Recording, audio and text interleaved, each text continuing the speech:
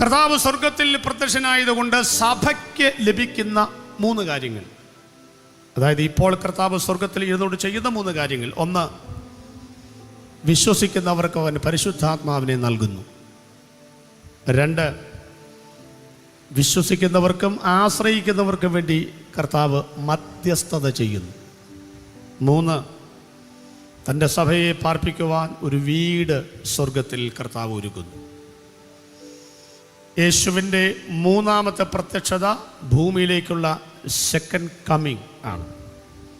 അതിൽ 3 കൂട്ടം കാര്യങ്ങൾ നടക്കും.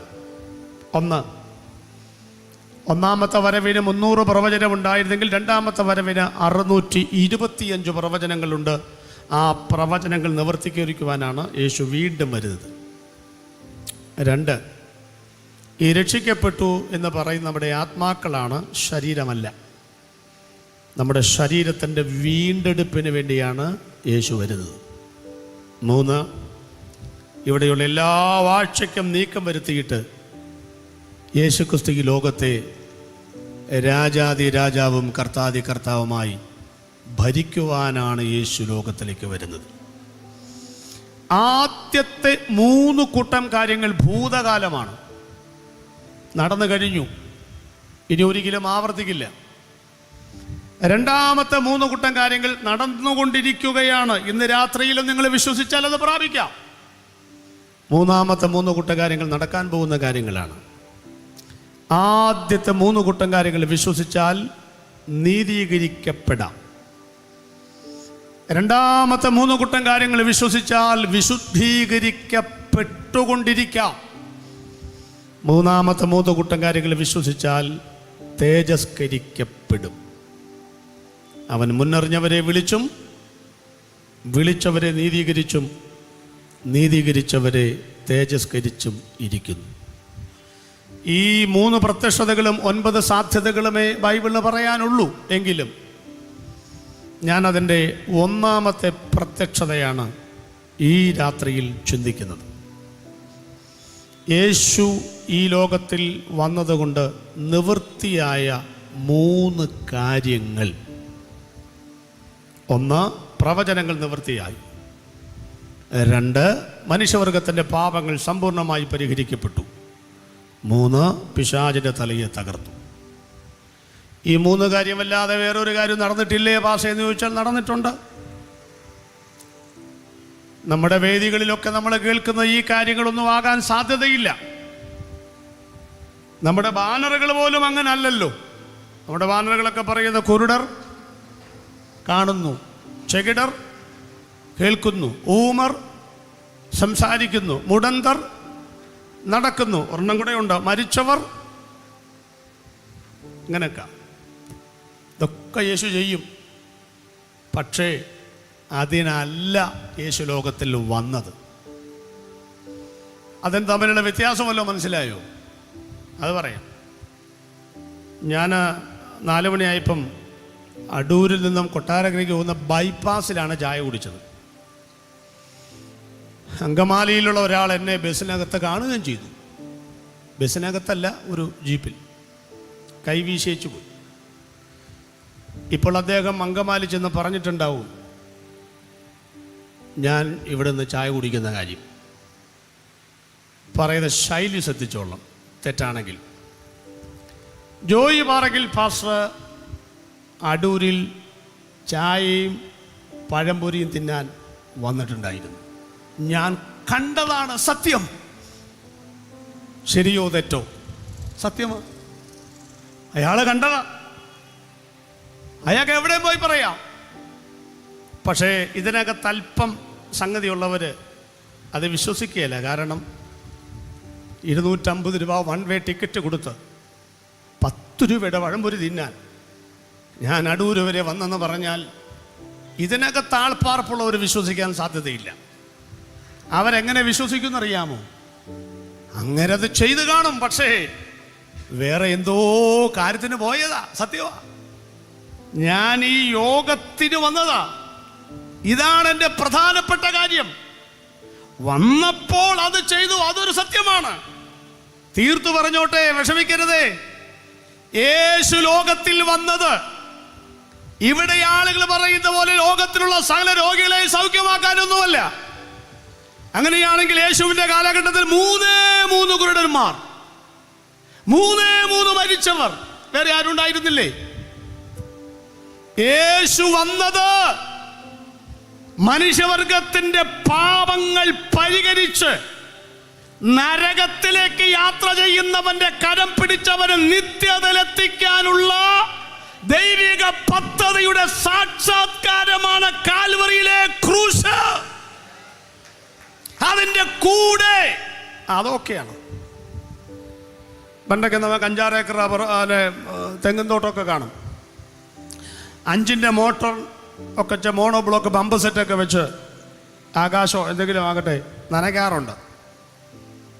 തെങ്ങിൻ്റെ ചുവടൊക്കെ എടുക്കുമ്പം ഞങ്ങളുടെ നാട്ടിലൊക്കെ ഉണ്ട്. ഈ മണ്ണിങ്ങനെ കൂന കുട്ടി ആ തെങ്ങിൻ്റെ ചുവട്ടിൽ ഒരു മഞ്ഞൾ, ഒരു കാന്താരി ഒക്കെ നടാറുണ്ട്. ആ വെള്ളം ഇങ്ങനെ വരുമ്പോൾ ഏതെങ്കിലും കാന്താരി പറയൂ, എന്നെ നനയ്ക്കാനാണ് ഇയാൾ 5ന്റെ മോട്ടോർ വെച്ചിരിക്കുന്നത്, നിന്നെ നനയ്ക്കാനല്ല, ഇതെങ്ങ് നനയ്ക്കാനാ. പിന്നെ അത് നനയുമ്പോൾ കൂടെ ഇത്രേ ഉള്ളെന്ന് അംഗീകരിക്കുന്നവർ മാത്രം സ്വത്രം പറഞ്ഞു വെച്ചാൽ മതി. അതുകൊണ്ട് രോഗം മാറിയാലും ഇല്ലെങ്കിലും, പ്രശ്നങ്ങൾ മാറിയാലും ഇല്ലെങ്കിലും, നരകത്തിൽ പോയാൽ ബുദ്ധിമുട്ടാണ്. അതുകൊണ്ട് അതിൽ നിന്നുള്ള വിടുതലിന് വേണ്ടിയാണ് യേശു ലോകത്തിൽ വന്നത്. അത് കലർപ്പില്ലാത്ത ദൈവവചന സത്യമാണത്. അതുകൊണ്ടാണ് യേശു ഉറക്കെ, ഏതായി ഉറക്കെ, 1 സ്വർലോകം, 2 ഭൂലോകം, 3 അധോലോകം. എവിടാ? ഫിലിപ്പ് ലേഖനം, കനോട്ടിക് പാസേജ്. അവൻ ദൈവരൂപത്തിലിരിക്കെ ദൈവത്തോടുള്ള സമത്വം മുറുകെ പിടിച്ചു കൊള്ളണമെന്ന് വിചാരിക്കാതെ ദാസരൂപമെടുത്ത മനുഷ്യ സാദൃശ്യത്തിലായി തന്നെത്താൻ ഒരിച്ച വേഷത്തിൽ മനുഷ്യനായി വിളങ്ങി തന്നെത്താൻ താഴ്ത്തിയ മരണത്തോളം ക്രൂശിലെ ദർശനമുള്ളവനായി തീർന്നു. അതുകൊണ്ട് പിതാവിനെ ഉയർത്തി സകലനാമത്തിന് മേലായ നാമം നൽകി. 1 സ്വർലോകരുടെയും, 2 ഭൂലോകരുടെയും, 3 അധോലോകരുടെയും മുഴങ്കാലൊക്കെയും മടങ്ങുകയും. എങ്ങനെ പതുക്കെ പറയും? എങ്ങനെ പതുക്കെ പറയും? 3 ചക്രത്തിന്റെ വിലയില്ലാത്ത മരമുട്ടി കൊണ്ട് തീർത്ത 2-3 പേർ മുക്കിയും മൂളിയും ചുമന്നുകൊണ്ടുപോയി ഏതെങ്കിലും ഒരു മൂലക്കിരുത്തുന്ന കുട്ടി ദൈവത്തെ പ്രസംഗിക്കുവാനല്ല ഈ പന്തലും ഞങ്ങളും വന്നിരിക്കുന്നത്. മറിച്ച് 3 ലോകവും മുഴങ്കാൽ മടക്കുവാൻ യോഗ്യമായൊരു നാമമുണ്ടെങ്കിൽ ആ നാമത്തെ സ്തുതിക്കാനാണെന്ന് ആവേശത്തോടെ പറയുമ്പോൾ കരമടിച്ച് പ്രതികരിക്കുന്നവരെ ഓർത്ത് ഇന്ന് രാത്രി ഞാൻ ദൈവത്തിന് സ്തോത്രം ചെയ്യുകയാ. എല്ലാ നാവും യേശു ഭൂലോകത്തിന്റെ പേരാ. ജനത്തെ പാപങ്ങൾ രക്ഷിപ്പാനായിട്ട് നീയവന് യേശു. അടൂർക്കാർക്ക് പരിചയപ്പെടാൻ കൊടുത്ത പേരാ യേശു. ക്രിസ്തു യഹൂദനും പാതാള ലോകത്തിലുള്ളവരും വിശ്വസിക്കുന്ന പേരാ മശിഹ. കർത്താവ് സ്വർലോകത്തിൽ അവനെ വിളിക്കുന്ന പേരാ കർത്താവ്. 3 ലോകവും കൂടെ ചേർന്നൊരു പേര് പറയുകയാണ് യേശു ക്രിസ്തു കർത്താവ്. ഈ ഭൂലോകത്തിലെ യേശു, അധോലോകത്തിലെയും യഹൂദന്റെയും ക്രിസ്തു, സ്വർലോകത്തിലെ കർത്താവ് യേശു ക്രിസ്തു ഇന്നലെയും ഇന്നും എന്നേക്കും അനന്യൻ തന്നെ. 3 ലോകത്തിനും 3 കാലത്തിനും ഒരു ദൈവമുണ്ടെങ്കിൽ ആ ദൈവത്തെയാണ് ഇന്ന് രാത്രി ഞങ്ങൾ പ്രസന്റ് ചെയ്യുന്നത്. യേശു മാത്രമാണ് ക്രിസ്തു, ക്രിസ്തു മാത്രമാണ് കർത്താവ്, കർത്താവ് മാത്രമാണ് യേശു, യേശു മാത്രം കർത്താവ്. യേശു ക്രൂശിൽ കിടന്നുകൊണ്ട് സ്വർഗത്തിലേക്ക് നോക്കി പറഞ്ഞു, പിതാവേ നിവൃത്തിയായി. എന്തോന്ന്? പ്രവചനങ്ങൾ. നമ്മോട് ലോകത്തിലേക്ക് നോക്കി യേശു പറഞ്ഞു, മനുഷ്യവർഗത്തോട് പറഞ്ഞു, നിവൃത്തിയായി, നിങ്ങളുടെ പാപങ്ങൾ. മനുഷ്യനെ നോക്കി പല്ലിളിച്ച് നിൽക്കുന്ന മരണാധികാരിയായ പിശാചിൻ്റെ മുഖത്ത് നോക്കിയിട്ട് യേശു പറഞ്ഞു, നിവൃത്തിയായി, മരണാധികാരത്തെ ഞാൻ മറിച്ചിട്ടിരിക്കുന്നു. 3 ലോകവും കേൾക്കേണ്ട പ്രഖ്യാപിത വചനമാണ് നിവൃത്തിയായി എന്നുള്ളത്. അതിൻ്റെ 3 വശങ്ങൾ ഒന്ന് ഓടിച്ച് പറഞ്ഞ് നമുക്ക് പ്രാർത്ഥിച്ച് അവസാനിപ്പിക്കാം. നമ്പർ 1, ഒന്നാമത്തെ പ്രത്യക്ഷതയുടെ 3 സാധ്യതകളിൽ ഒന്നാമത്തെ കാര്യം, യേശു ഭൂമിയിൽ വന്നതുകൊണ്ട്, ക്രൂശിൽ മരിച്ചതുകൊണ്ട്, നിവൃത്തിയായതുകൊണ്ട് പറഞ്ഞതുകൊണ്ട് സ്വർഗത്തിലേക്ക് നോക്കി പറഞ്ഞു, പിതാവേ, പ്രവചനങ്ങൾ നിവൃത്തിയായി. എബ്രായ ലേഖനം 1-ാം അധ്യായം 1-ാമത്തെ വാക്യം. എബ്രായ ലേഖനം 1-ാം അധ്യായം 1-ാമത്തെ വാക്യം വായിക്കുന്നു, ശ്രദ്ധിക്കുക.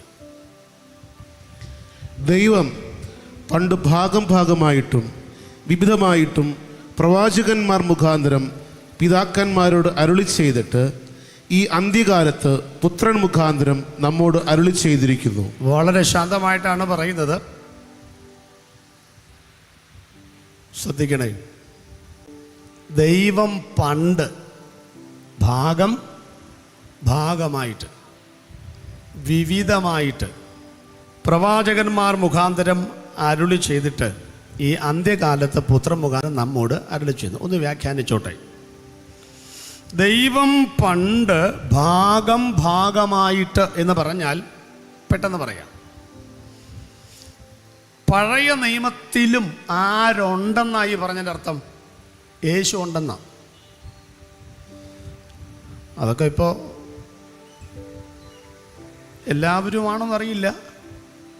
കുറേ നാളായിട്ട് നമ്മൾ കേൾക്കുന്നുണ്ട്, പഴയ നിയമം നമുക്ക് ആവശ്യമില്ല. എല്ലാവരുമല്ല, ആരാണ്ടൊക്കെ പറയുന്നുണ്ട്, എവിടെയെങ്കിലും കേട്ടിട്ടുണ്ട്, പഴയ നമുക്ക് ആവശ്യമില്ല. കുറേ നാൾ മുമ്പ് വേറൊരാൾ പറയുന്നത് കേട്ടു എന്ന് ഞാനും കേട്ടു, പുതിയ ദൈവവും നമുക്ക് ആവശ്യമില്ലെന്ന്. എന്താ കാര്യം? നമ്മൾ അപ്പോസ്തോലിക സഭയാണ്. അപ്പോസ്തലന്മാർ ബൈബിളൊന്നും വെച്ചല്ലല്ലോ പ്രസംഗിച്ചത്. പത്രോസൊക്കെ പരിശുദ്ധാത്മാവിൽ നിറഞ്ഞല്ലയോ പറഞ്ഞത്. ഇത് കേട്ട ഒരാൾ എന്നോട് ചോദിച്ചു, ഇദ്ദേഹത്തിൻ്റെ ഈ പ്രസ്താവനയെക്കുറിച്ച് എന്തോ പറയുന്നു? പഴയ നിയമം ആവശ്യമില്ല എന്ന് നിങ്ങൾ കേട്ടിട്ടുണ്ടല്ലോ, ഞാനോ നിങ്ങളോട് പറയുന്നത് പുതിയ നിയമവും ആവശ്യമില്ല. അപ്പം ഞാൻ പറഞ്ഞു, ഈ പറഞ്ഞവനെയും നമുക്ക് ആവശ്യമില്ല, അത്രയേ ഉള്ളൂ. അതിനപ്പുറത്തൊരു കമൻറ്റ് പറയാൻ എനിക്ക് കിട്ടിയില്ല. പഴയ നിയമത്തിൽ ആരുണ്ട്? യേശുവുണ്ട്. മത്തായിയുടെ സുവിശേഷം ആരംഭിക്കുന്ന എങ്ങനെയാ? അബ്രഹാമിൻ്റെ പുത്രനായ, ദാവീദിൻ്റെ പുത്രനായ യേശുക്രിസ്തുവിൻ്റെ വംശാവലി. അബ്രഹാം മുതൽ ദാവീദ് വരെ 14, ദാവീദ് മുതൽ ബാബേൽ പ്രവാസത്തോളം 14, ബാബേൽ പ്രവാസം ക്രിസ്തു വരെ 14, 14ൻ്റെ 3 42, അബ്രഹാം മുതൽ പിറകിലേക്ക് ആദാം വരെ 20, 42, 62, 42 തലമുള്ള ചരിത്രം നല്ല മണിമണിയായിട്ട് പറഞ്ഞുകൊണ്ടാണ് യേശുക്രിസ്തുവിൻ്റെ ജനനം ബൈബിൾ ആരംഭിക്കുന്നത്. പുതിയ നിയമത്തിൽ യേശു ഒരു കാര്യം പറഞ്ഞു, സങ്കീർത്തന പുസ്തകങ്ങളിലും പ്രവാചക പുസ്തകങ്ങളിൽ എന്നെക്കുറിച്ച് എഴുതിയിരിക്കുന്നു. അപ്പോൾ പഴയ നിയമം നമുക്ക് വായിക്കുകയും പഠിക്കുകയും ചെയ്യേണ്ട ആവശ്യമില്ലേ? ആവശ്യമുണ്ട്. പഴയ നിയമത്തിൽ യേശു ഉണ്ടോ എന്നറിയാൻ കുറച്ച് പഠിക്കുകയും പണിയെടുക്കുകയും ചെയ്യണം എന്നാണ് പറയുന്നത്. പണ്ട് വളരെ കാവ്യാത്മകമായി ഒരു ചിന്തകൻ ഇതിനെ അവതരിപ്പിച്ചത് എൻ്റെ മനസ്സിലേക്ക് വരുന്നു. ഈ വീട്ടിലുള്ളവർ ഈ വീട് വിട്ട് 1 മാസത്തേക്ക് പോയി എന്ന് വിചാരിക്കുക. അവർ ഈ വീട്ടിലേക്ക് തിരിച്ചു വരുമ്പോൾ ആദ്യം ചെയ്യുന്ന മെയിൻ സ്വിച്ച് ഓൺ ചെയ്യുന്നതാണ്. അതിനർത്ഥം ഈ വീട്ടിലേക്ക് കറണ്ട് വന്നു എന്നാണ്. പക്ഷേ വിസിറ്റിംഗ് റൂമിൽ ബൾബ് തെളിയണമെങ്കിൽ അവിടുത്തെ സ്വിച്ച് ഇടണം. ബെഡ്റൂമിൽ ബൾബ് തെളിയണമെങ്കിൽ അവിടുത്തെ സ്വിച്ച് ഇടണം. ഓരോ സ്ഥലത്തും ബൾബ് തെളിയണമെങ്കിൽ ഓരോ സ്ഥലത്തുമുള്ള സ്വിച്ച് ഇടണം. ഇതുപോലെ പഴയ നിയമത്തിലെ എല്ലാ പുസ്തകത്തിലും യേശുവെന്ന വെളിച്ചമുണ്ട്. സ്വിച്ച് കണ്ടുപിടിക്കണം. കണ്ടുപിടിക്കാനുള്ള ബുദ്ധിമുട്ട് കൊണ്ടാണ്, ഇല്ലെന്ന് പറഞ്ഞാൽ പിന്നെ പണി തീരുമല്ലോ. ഉൽപ്പത്തി 3, 15, 16, 17 ഒരു സ്വിച്ച്. അവിടെ ചെന്നിങ്ങനെ ഞെക്കുമ്പോൾ ഒരു ബൾബ് തെളിയും. ആ ബൾബിൻ്റെ പേരാണ് സ്ത്രീയുടെ സന്തതി. പുറപ്പാട് പുസ്തകം 12:4 ചെന്നിട്ട് ഞെക്കണം. അപ്പോൾ ഏത് ബൾബ് തെളിയും? പെസഹ കുഞ്ഞാട്. ലേവ്യ പുസ്തകത്തിൽ 7 സ്വിച്ചാ. 7 വിധമായ യാഗങ്ങൾ. യാഗങ്ങൾ 5 ഉള്ളൂ. ചുവന്ന പശുക്കിടാവിൻ്റെ യാഗവും കരപൂരണ യാഗവും അടക്കം 7. ആ 7 സ്വിച്ചുമിട്ടാൽ 7 ബൾബ് തെളിയും, നിലവിളക്ക് പോലെ.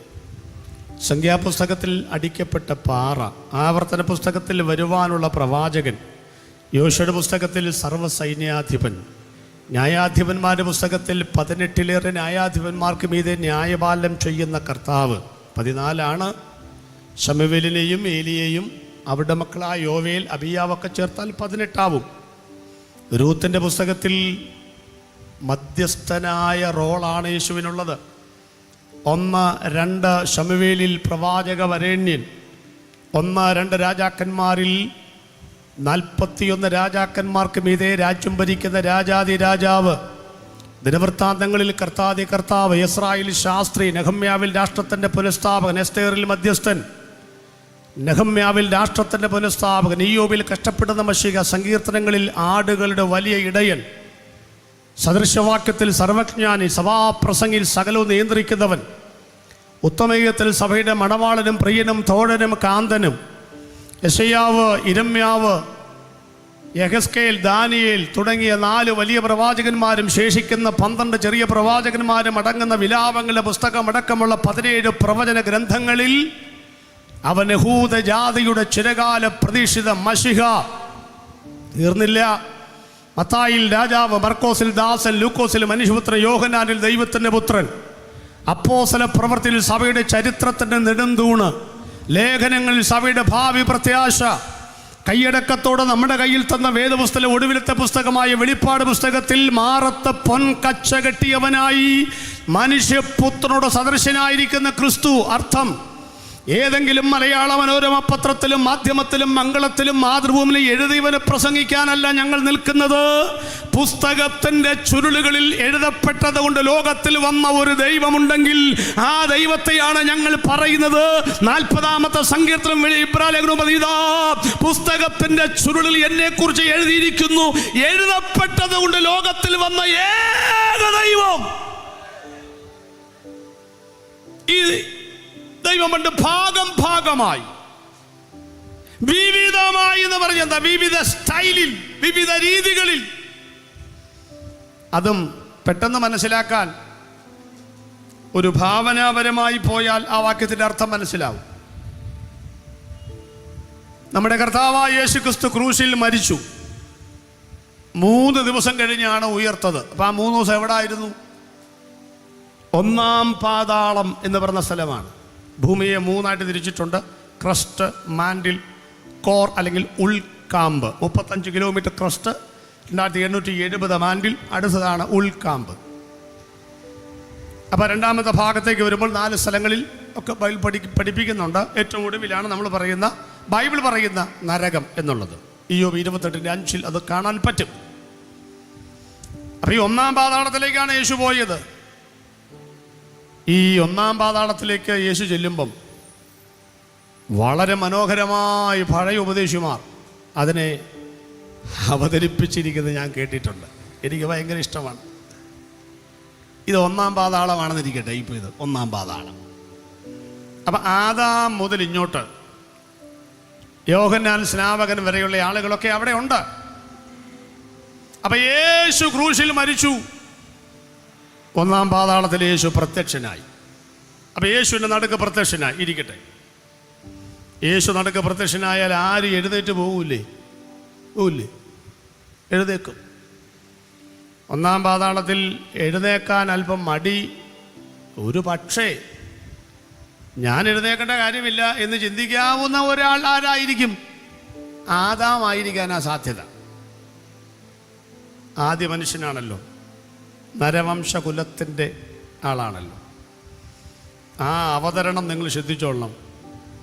എല്ലാവരും സ്തബ്ധരായി എഴുന്നേറ്റ് നിൽക്കുമ്പോൾ യേശു മന്ദം ഈ ആദാമിൻ്റെ അടുത്തോട്ട് ചെല്ലുക. അടുത്തോട്ട് ചെല്ലുന്തോറും ആദാമിന് ഇരിപ്പ് ഉറയ്ക്കുന്നില്ല. യേശു അടുത്ത് ചെന്നു, അറിയാതെ എഴുന്നേറ്റു. യേശുവിൻ്റെ ആദ്യത്തെ ചോദ്യം, എന്നെ അറിയുമോ? അതാണ്. അപ്പോൾ ആദാം ആലോചിച്ചിട്ട് പറഞ്ഞു, കണ്ട ഓർമ്മ വരുന്നില്ല. ഞാൻ 14,000 കൊല്ലം മുമ്പ് ജീവിച്ച ആൾ, ഇതിപ്പോൾ ജീവിച്ച ആൾ 10-31 വയസ്സ്, കണ്ട ഓർമ്മയില്ല. യേശു പറഞ്ഞു, എനിക്കറിയാം. ഞെട്ടിപ്പോയി ആദാം.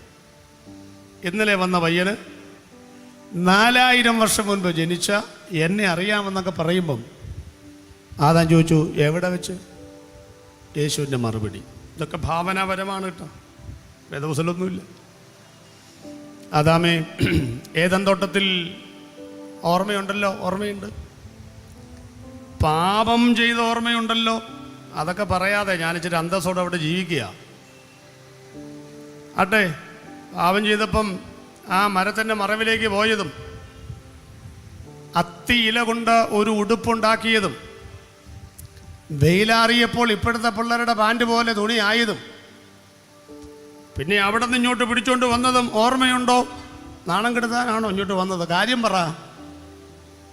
ആ നഗ്നത മറയ്ക്കാൻ ഒരു മൃഗത്തിൻ്റെ തോലുകൊണ്ട് ഉടുപ്പിച്ചത് ഓർമ്മയുണ്ടോ? ഓർമ്മയുണ്ട്. ഒരു തോലുണ്ടാകണമെങ്കിൽ ഒരു മൃഗം യാഗമാകണമെന്നുള്ളത് അറിയാമോ? അതും അറിയാം.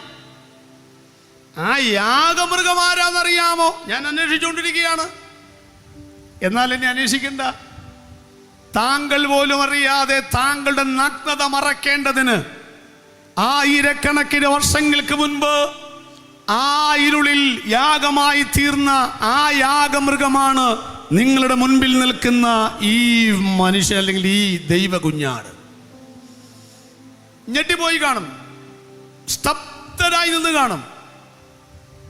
ഇനി എനിക്ക് തോന്നുന്നത് ഒരുപക്ഷെ അബ്രഹാമിന്റെ അടുക്കൽ ചെല്ലാൻ സാറിന്റെ വിശ്വാസിലെ പിതാവാണല്ലോ. അബ്രഹാമിന്റെ അടുക്കൽ ചെന്നപ്പോഴേ അബ്രഹാം പറഞ്ഞു, മനസ്സിലായി.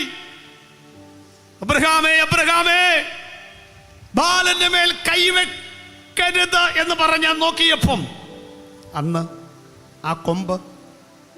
ആ കോലാടിന്റെ കൊമ്പ് കാട്ടിൽ കുരുങ്ങിക്കിടന്ന ആ കോലാട്ട് കൊറ്റനല്ലേ ഈ നിൽക്കുന്നത് 100% മാർക്ക്. ഇപ്പം മനസ്സിലായോ? പഴയ നിയമത്തിൽ ഓരോ പുസ്തകത്തിലും യേശു ഉണ്ടായിരുന്നു, ഓരോ ഭാഗങ്ങളിലും യേശു ഉണ്ടായിരുന്നു. അതാണ് ആ വാക്യത്തിന്റെ അർത്ഥം. ദൈവം പണ്ട് ഭാഗമായി വിവിധമായി പ്രവാചകന്മാർ മുഖാന്തരം അരുളി ചെയ്തു. ഇനി അങ്ങനെ ഒരു സംഭവമില്ല. ഇനിയുള്ളത് പുത്രൻ മുഖാന്തരമുള്ള അരുളപ്പാടാണ്. അർത്ഥം, ഇനി ഒരിക്കലും ഡിസംബർ 25 കടലാസ് വിളക്കിൽ യേശു ജനിക്കുകയില്ല. ഇനി ഒരിക്കലും മാർച്ച് അവസാനമോ ഏപ്രിൽ 2ാമത്തെ ആഴ്ചയോ നിങ്ങൾ സിമന്റും കമ്പിയും കൂടെ കൂട്ടിക്കുഴച്ച കോൺക്രീറ്റിന്റെ കുരിശിൽ യേശു മരിക്കുകയുമില്ല. ഇനിയും മുറ്റത്തല്ല യേശുവിന് കൂടൊരുക്കേണ്ടത്, മനസ്സിനകത്താണ് യേശുവിന്റെ ഗേഹം ഒരുക്കേണ്ടത്. 2000 കൊല്ലം മുൻപ് മനുഷ്യവർഗത്തിന്റെ പാപത്തിന് വേണ്ടി യേശു വന്നതുപോലെ ഇനി ഈ ലോകത്തിൽ രക്ഷിതാവ് വരാനില്ല. സർവജനത്തിനും ഉണ്ടാകുമുള്ള മഹാസന്തോഷം. ബേത്ലഹേമിൽ ജനിച്ചു, ക്രൂശിൽ മരിച്ചു കഴിഞ്ഞു. ഇനി ഒരു രക്ഷിതാവ് വരാനില്ല ലോകത്തിൽ. സ്വർഗത്തിലേക്ക് നോക്കി യേശു പറഞ്ഞു, പിതാവേ, ഞാൻ വരുമെന്ന് 39 പുസ്തകങ്ങളിലൂടെ പറഞ്ഞ 300-ലേറെ പ്രവചനങ്ങൾക്ക് ഞാൻ നിവൃത്തിയാക്കിയിരിക്കുന്നു. കരമുയർത്തി ഒരു സ്തോത്രം പറയാൻ പറ്റുമോ? നമ്മെ ബാധിക്കുന്ന 2ാമത്തെ കാര്യത്തിലേക്ക് വരാം. എന്നോടും നിങ്ങളോടും കർത്താവ് മുഖത്ത് നോക്കി പറഞ്ഞു. ഭൂലോകത്തോട് യേശു പറഞ്ഞു, സ്വർലോകത്തോട് പറഞ്ഞു, പ്രവചനങ്ങൾ നിവൃത്തിയായി. നമ്മളോട് യേശു പറയുകയാണ്, നിങ്ങളുടെ പാപങ്ങൾ ഞാൻ സമ്പൂർണ്ണമായി പരിഹരിച്ചു, നിവൃത്തിയായി. അതല്ലേ പഠിക്കേണ്ടത്? എബ്രായലേഖനം 10-ാം അധ്യായത്തിലേക്ക് വരാം ബ്രദറെ. 10-ാം അധ്യായത്തിന്റെ 1 മുതൽ ഒന്ന് വായിച്ചേ. 10-ാം ന്യായപ്രമാണം വരുവാനുള്ള നന്മകളുടെ നിഴലല്ലാതെ കാര്യങ്ങളുടെ സാക്ഷാൽ സ്വരൂപമല്ലാതെ കൊണ്ട് ആണ്ടുതോറും ഇടവിടാതെ കഴിച്ചു വരുന്ന അതേ യാഗങ്ങളാൽ അടുത്തു വരുന്നവർക്ക് സൽഗുണപൂർത്തി വരുത്തുവാൻ ഒരു നാളും കഴിവുള്ളതല്ല. അങ്ങനെ വായിച്ചാൽ നമുക്ക് ഒരു നാളും മനസ്സിലാക്കാൻ ബുദ്ധിമുട്ടായിരിക്കും. ഒന്ന് ലളിതമാക്കിക്കോട്ടെ. ന്യായപ്രമാണം. എന്തോ ന്യായപ്രമാണം? ന്യായമായ പ്രമാണം. വരുവാനുള്ള നന്മകളുടെ, വരാനുള്ള നന്മ ഏതാ? നസ്രയത്തിൽ നിന്ന് വല്ല നന്മയും വരുമോ എന്ന് ചോദിച്ചു. അപ്പോൾ യേശു ക്രിസ്തുവാ വരാനുള്ള നന്മ. ന്യായപ്രമാണം, പഴയ നിയമം, വരാനുള്ള യേശു ക്രിസ്തുവിൻ്റെ നിഴലായിരുന്നു. അല്ലാതെ കാര്യങ്ങളുടെ സാക്ഷാൽ സ്വരൂപമല്ലാത്തത് കൊണ്ട് ആണ്ടുതോറും ഇടവിടാതെ കഴിച്ചു വരുന്ന അതേ യാഗങ്ങളാൽ അടുത്തു വരുന്നവർക്ക് സൽഗുണപൂർത്തി വരുത്തുവാൻ ഒരു നാളും കഴിവുള്ളതല്ല. ഈ ഭാഷാ പദപ്രയോഗങ്ങളൊക്കെ നമുക്ക് പെട്ടെന്ന് മനസ്സിലാക്കാൻ ബുദ്ധിമുട്ടാണ്. ഞാനൊന്ന് ലളിതമാക്കിക്കോട്ടെ. ന്യായപ്രമാണം ആചരിക്കുന്നവർക്ക് ഒരു കാലത്തും ശാശ്വതമായ പാപപരിഹാരമില്ല. എന്താ അങ്ങനെ പറയാൻ കാര്യമുണ്ട്. ന്യായപ്രമാണം ഒത്തിരി പ്രശ്നങ്ങളുള്ളതാണ്. കൃത്യമായി എണ്ണി പറഞ്ഞാൽ 36 കുറവുകൾ ന്യായപ്രമാണത്തിനുണ്ട്. ലേവ്യ പുസ്തകം വായിച്ച് പഠിച്ചാൽ ആ 36 കുറവുകൾ മനസ്സിലാവും. ആ 36 കുറവുകൾ ചൂണ്ടിക്കാണിക്കുന്ന പുസ്തകമാണ് ഗലാത്യ ലേഖനം. അപ്പൊ കുറവുള്ളത് എന്തിനാ ദൈവം കൊടുത്തത്? ഉത്തരം, കുറവില്ലാത്തത് വരുന്നുണ്ട്, അതുവരെ പിടിച്ചു നിൽക്കണ്ടേ, അതിനു വേണ്ടിയാണ്. 5 സ്റ്റാർ ഹോട്ടലിൽ കയറിയാൽ ആദ്യം പ്ലേറ്റും ടിഷ്യൂ പേപ്പറും വെള്ളമൊക്കെ വരുന്ന പോലെ ശപ്പാട് പിന്നെ വരുള്ളൂ. വിശന്ന് കുടലകത്തി ജീവൻ പോകുമ്പോഴേ ഭക്ഷണം വരുള്ളൂ. പിടിച്ചു നിൽക്കണ്ടേ? ഫസ്റ്റ് കോഴ്സ് ചെല്ലൊക്കെ വരും. പിടിച്ചു നിൽക്കാൻ തന്ന ന്യായപ്രമാണം. അത് ശിശുപാലകനെ പോലെയാണ്. അംഗൻവാടിയിൽ ആയ ഒരു കൊച്ചിനെ കൊണ്ടുവന്നാക്കിയാൽ ഡ്യൂട്ടി കഴിഞ്ഞു. അല്ലാതെ അവിടെ ഉച്ചയ്ക്ക് ഗോതമ്പിൻ്റെ ഉപ്പുമാവുണ്ട്, 4 മണിക്ക് കോഴിമുട്ട ഉണ്ടെന്ന് പറഞ്ഞിട്ട് സെറവൻ്റെ അവിടെ ഇരുന്നാൽ അതൊന്നും കിട്ടുകയില്ല. ഇതുപോലെ മനുഷ്യവർഗത്തെ കൃപയുടെ പ്രമാണത്തിൻ്റെ അടുക്കൽ കൊണ്ടെത്തിച്ചാൽ ന്യായപ്രമാണത്തിൻ്റെ ഡ്യൂട്ടി കഴിഞ്ഞു. അപ്പം അതുവരെയുള്ള പ്രശ്നം എന്നാണെന്നറിയാമോ? ഒത്തിരി പ്രശ്നമുണ്ട്. അതെന്താണെന്ന് പറയാം. ഒന്ന്, ന്യായപ്രമാണം ആചരിക്കുന്നവർക്ക് ഒരു കാലത്തും പാപബോധമില്ല, പശ്ചാത്താപമില്ല. എന്താ എൻ്റെ കാര്യത്തും കൂടെ പറയാം. ഇതൊരു പള്ളിയാണെന്നിരിക്കട്ടെ, ഒരു വീടാ, യഹൂദൻ്റെ ആലയമാണെന്നിരിക്കട്ടെ. അപ്പം യഹൂദൻ്റെ ആലയത്തിലേക്ക് ശബ്ബത്ത് ദിവസം ആളുകൾ ഇങ്ങനെ പള്ളിയിലോട്ട് വരുമ്പോൾ നമ്മളെപ്പോലെ കയ്യും വീശി വരാൻ ഒക്കുകയില്ല. കയ്യിൽ എന്തെങ്കിലും വേണം. കുറുപ്രാവ്, കോലാട്ടുകൊറ്റൻ, കാള, ഇങ്ങനെ എന്തെങ്കിലും വേണം. അതൊക്കെ ഇല്ലാത്ത ഭാഗ്യം. ചുമ്മാ വരാൻ പറഞ്ഞിട്ട് വരുന്നില്ല, പിന്നാണ്. അപ്പോൾ ഒരാൾ 2 കുറുപ്രാവിനെയും കൊണ്ട് വരുമ്പം കലുങ്കയിൽ ചില ആളുകൾ ഇരിക്കുമല്ലോ. കലുങ്കയിൽ പണ്ടൊക്കെ നമ്മളൊക്കെ പെന്തിക്കൂസുകാരൊക്കെ നമ്മളൊക്കെ പണ്ട് ആരാധനയ്ക്ക് പോകുമ്പം കലുങ്കയിലിരിക്കുന്ന ഈ വേലിപ്പത്തലയിൽ ഓന്തിരിക്കുന്ന പോലെ ഇരിക്കുമല്ലോ. പണ്ടത്തെ ഉപദേശിമാർ ഇവരെ വിളിച്ചത് ഓന്തന്മാർ. അവരുള്ളതുകൊണ്ട് എന്തോ ഒരു പാട്ട് വന്നു, മുട്ടം ഗൗരിഹച്ചാൻ്റെ പാട്ടൊക്കെ ഇല്ലേ, ഒന്നും കണ്ടിട്ടല്ല എൻ ജീവിതാരംഭം. എപ്പോഴാ? പത്തിയൂർക്കാല കലുങ്കയിൽ നിന്ന് ഒരാൾ ഉപദേശിയുടെ മുണ്ട് കീറിയപ്പം തിരിഞ്ഞു എഴുതിയ പാട്ടാണെന്ന് ഞാൻ കേട്ടിട്ടുണ്ട്. ഉണ്ടോ? ഒരു കണക്ക് ചിന്തിച്ചാൽ അന്നൊക്കെ ഈ വഴിയരികിൽ നമ്മളെ കളിയാക്കുന്നവരുണ്ടായിരുന്നു കൊണ്ട് നമുക്ക് ആരാധിക്ക് പോകാൻ തന്നെ ഒരു രസമായിരുന്നു, ഒരു ഇൻട്രസ്റ്റ് ആയിരുന്നു. ഇപ്പൊ പോകാൻ താല്പര്യമില്ല, കാരണം കളിയാക്കുന്നവരാരുമില്ലെന്ന്, കാണാൻ ആരുമില്ല ഇപ്പം. അതല്ലേ കോവിഡ് കഴിഞ്ഞിട്ട് 33% ആളുകൾ പള്ളി പോലും കയറിയിട്ടില്ല. 33% ആളുകൾ. സ്വത്രം. അപ്പോ കലുങ്കലിരിക്കുന്ന ആള് പറഞ്ഞു, എന്തോ എന്ന് കുറുപ്രാവേ ഉള്ളോ എന്ന് പറഞ്ഞാൽ കുറ്റി വീടി വലിച്ചാൽ എന്ത് മതി? കുറുപ്രാവ് മതി.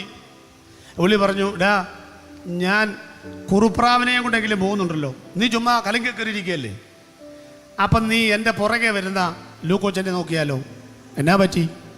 നോക്കിയപ്പോൾ അവനൊരു കോലാടിനെയും കൊണ്ട് വരുന്നു. മനസ്സിലായി, ഇത് കുറ്റിപീടി വലിച്ച കേസല്ല, ഇത് കുറ്റി മറിച്ചിട്ട കേസാണ്. പുള്ളിയോട് ചോദിച്ചു, കഴിഞ്ഞ ആഴ്ചയിലല്ലേ കോലാട്, അത് എൻ്റെ സൗകര്യം പോലെ ഞാൻ ചെയ്യും, കാശുണ്ടെങ്കിൽ എന്തും ചെയ്യാമല്ലോ, അപ്പം നീ എൻ്റെ പുറകെ ഒരു കറിയാച്ചൽ നോക്കിയാലോ. എന്നാ പറ്റി? അയാൾ അടൂര് മാർക്കറ്റിൽ നിന്ന് പൊള്ളാച്ചി ഇറക്കിയ കന്നുകാലി 2 ബംഗാളിയെ കൊണ്ട് ഉന്തി തള്ളി പള്ളിയിലോട്ട് വരിക. നാട്ടുകാരുടെ കളിയാക്കല് കേട്ട് ആളുകൾ മടുത്തു. അവസാനം അവർ യഹൂദൻ്റെ പള്ളിയിൽ ചെന്ന് അവിടുത്തെ പുരോഹിതനോട് പറഞ്ഞു, അച്ചോ, ഇന്നത്തെ അച്ഛന്മാരെയൊന്നും അല്ലാട്ടോ ഈ പറയുന്നത്, അന്നത്തെ യഹൂദൻ്റെ കാര്യം പറയുന്നേ. ഈ ഞങ്ങൾ യാഗമൃഗത്തെ കൊണ്ടുവരികയും വേണം, നാട്ടുകാരുടെ വായിലിരുന്ന് കേൾക്കുകയും വേണം. ഒരു പരിഹാരം ഉണ്ടാക്കുക. പുരോഹിതൻ പറഞ്ഞു, എന്തൊട്ട് പരിഹാരം? പള്ളി കോമ്പൗണ്ട് ഇങ്ങനെ ഇഷ്ടം പോലെ കിടക്കുകയല്ലേ, ഏക്കർ കണക്കിന് ആന്നു. ആ സാധനങ്ങൾ മാർക്കറ്റിൽ അടിക്കുന്ന നേരം കൊണ്ട് ഇവിടെ അടിക്കുക, ഞങ്ങൾ കാശും കൊണ്ടുവരാം. ശരിയാ. ഈ കാശും കൊണ്ട് വരുന്ന കണ്ടു കഴിഞ്ഞാൽ അറിയാൻ പറ്റുമോ? ഇല്ല. ഒരാളുടെ എത്ര രൂപ വേണ്ടത് അറിയാൻ പറ്റുമോ? ഇല്ല. ഞാൻ 25 കൊല്ലം പാസ്സായിരുന്നു 10 സഭകളിൽ. എനിക്കറിയാൻ മേലെ ആളുകളെ എത്ര രൂപ ഉണ്ടെന്ന്. എന്താ കാര്യം? ഞാൻ എപ്പോൾ നോക്കുമ്പോഴും 10. അപ്പം ഇവർ ഈ ആളുകളെ എത്ര വേണ്ടത് ഇതുവരെ എനിക്ക് മനസ്സിലായിട്ടില്ല. ഞാനതിനെക്കുറിച്ചൊരു തമാശ പറയാറുണ്ട്. വർഷങ്ങൾക്ക് മുമ്പാണ് കേട്ടാ, അങ്കമാലിയിൽ നിന്ന് കോട്ടയത്തേക്ക് 84 രൂപ ഉള്ളപ്പം നടന്ന കാര്യമാണ്. ഈ പ്രസംഗത്തിൽ ഇത് പറയാറുണ്ട്, യൂട്യൂബിലൊക്കെ കാണും. ഞാൻ ടിക്കറ്റ് എടുത്തപ്പോൾ കണ്ടക്ടർ ചോദിച്ചു, എവിടാ കോട്ടയം? 84. പേഴ്സ് തുറന്നപ്പോൾ പുള്ളി പറയോ, ഇഷ്ടംപോലെ 10 ഇരിക്കുന്നല്ലോ. ഞാൻ പറഞ്ഞുണ്ട്, എനിക്ക് തരാമോ? കണ്ടമാനം ബാക്കി കൊടുക്കാം. ഞാൻ മൊത്തം കൊടുത്തു. പുള്ളി പറഞ്ഞു, ഒരു കുത്തെടുത്തവൻ കൊടുത്തു. പുള്ളി നോക്കി പറഞ്ഞു, 38 എണ്ണം ഉണ്ട്, തിരിച്ചു വരുമ്പം വലിയ നോട്ട് തരാം. ഓ, ഇയാളിങ്ങനെ വിതർന്നി കൊടുക്കുന്ന ഞാൻ കണ്ടായിരുന്നു. അപ്പം എനിക്ക് സന്തോഷം. കോട്ടയം വരെ 2.5 മണിക്കൂർ ഇദ്ദേഹത്തോട് വർത്താനം പറഞ്ഞ് മിണ്ടിയും പറഞ്ഞ് പോകാമല്ലോ. പുള്ളിയുടെ സീറ്റല്ല ഞാൻ ഇരിക്കുന്നത്. പുള്ളി എല്ലാം കഴിച്ച് തിരിച്ചു വന്ന് എന്നെ അടുത്ത് ഇരിക്കാതെ എൻ്റെ മുഖത്തോട്ട് നോക്കി എന്നോട് ചോദിക്കുക, പാസ്റ്ററാണല്ലേ ഇത്? ഞാൻ പറഞ്ഞു, അത് ഞാനാണെങ്കിൽ ടീഷർട്ടൊക്കെ ഇട്ടാ യാത്ര ചെയ്യുന്നത്. ഈ യാത്രയ്ക്ക് ഞാൻ വിട്ടുകൊടുത്തില്ല. ഞാൻ പറഞ്ഞു, അതിന് ഈ 10 ഇരിക്കുന്നത് കണ്ടുകൊണ്ടാണോ? അതൊന്നുമല്ല, പാസ് അല്ലേ. ഞാൻ പറഞ്ഞ കാര്യം പറ, 10 ഇരിക്കുന്നത് കണ്ടുകൊണ്ടാണോ? ഞാൻ വിട്ടുകൊടുത്തില്ല. പുള്ളി പറഞ്ഞു, പാസ് അല്ലേ എന്ന് ആദ്യം പറ. എനിക്കാണെങ്കിൽ പാസ് അല്ല എന്ന് പറയാൻ വളയുന്നുമില്ല. ഞാൻ പറഞ്ഞു, ആന്നു, എന്നാ അത് പറ. ഞാൻ പറഞ്ഞു, 10 ഇരിക്കുന്നുണ്ടാണോ? അല്ല പാസ്റ്ററെ. പിന്നെ പുള്ളി അവിടെ ഇരുന്ന് 10 ഇരിക്കുന്നത് കൊണ്ടല്ലെന്നേ. പിന്നെ ഈ മുഷിഞ്ഞ 10ന്റെ നോട്ട്, ഈ കോട്ടയം മെഡിക്കൽ കോളേജിൽ വരുന്ന പോലെ ഈ തലങ്ങും വിലങ്ങും ഒക്കെ സെല്ലേട്ട് വെച്ച് ഒട്ടിച്ച 10. പിന്നെ പുള്ളിയുടെ ഭാഷ കേട്ടോളം വളച്ചാൽ വളയാത്ത, ഒടിച്ചാൽ ഒടിയാത്ത, വെള്ളത്തിൽ ലയിക്കാത്ത, മണ്ണിട്ട് തിരി. ഞാൻ പറഞ്ഞു, മതി മതി മതി മതി. ഈ 10 ഒരു കൂട്ടം കാണുമ്പോൾ മനസ്സിലാക്കണം ഭാഷ, അത് 2 പേരുടെ കയ്യിലേ ഉള്ളൂ. അപ്പോഴും എനിക്ക് സന്തോഷം, ഒരാളുങ്ങളുടെ കൂട്ടുണ്ടല്ലോ. ഞാൻ പറഞ്ഞു, അതാരാ? 1 ഭാഷന്മാരും 2 ഭിക്ഷക്കാരും. 10ന്റെ നോട്ട് മോശപ്പെട്ട നോട്ടൊന്നുമല്ല കേട്ടോ.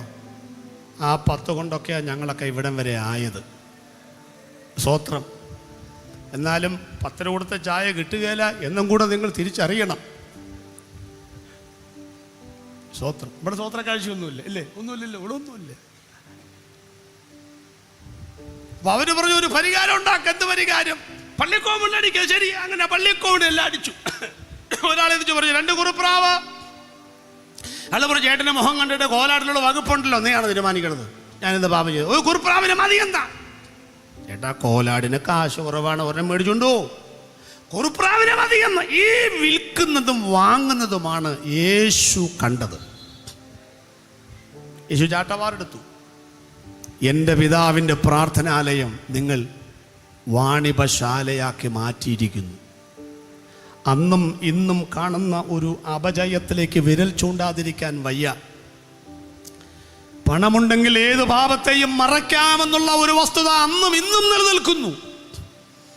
ദൈവവചനം എന്ന വാൾ അകത്തും പുറത്തും എടുക്കേണ്ട കാലം അതിക്രമിച്ചിരിക്കുന്നു എന്നാണ് ഈ പറഞ്ഞതിൻ്റെ അർത്ഥം. അവർ പറഞ്ഞു, ഒരു പരിഹാരമുണ്ടാക്ക്. ഈ പൈസ ഉണ്ടെങ്കിൽ, യാഗവസ്തുവിനെ മേടിക്കാനുള്ള പണമുണ്ടെങ്കിൽ പാപത്തിന് പരിഹാരമാകും.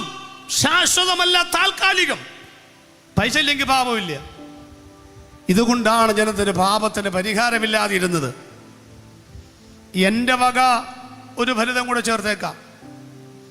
കുറുപ്രാവിനെ കീറി മുറിച്ച് ഇതിനെയൊക്കെ ഈ പപ്പ് കളഞ്ഞ്, ചിറക് കളഞ്ഞ്, മൂത്രപിണ്ഡം, ബാബ, കഴുത്ത്, കാല്, കയ്യ് ഒക്കെ വെട്ടിക്കളഞ്ഞ് ഈ കുറുപ്രാവിനെ മറ്റൊക്കെ യാഗപീഠത്തിലേക്ക് ഇട്ടാൽ മുപ്പല്ലി കൊണ്ട് കുത്തിയെടുക്കാൻ എന്നതാ ഉള്ളത്?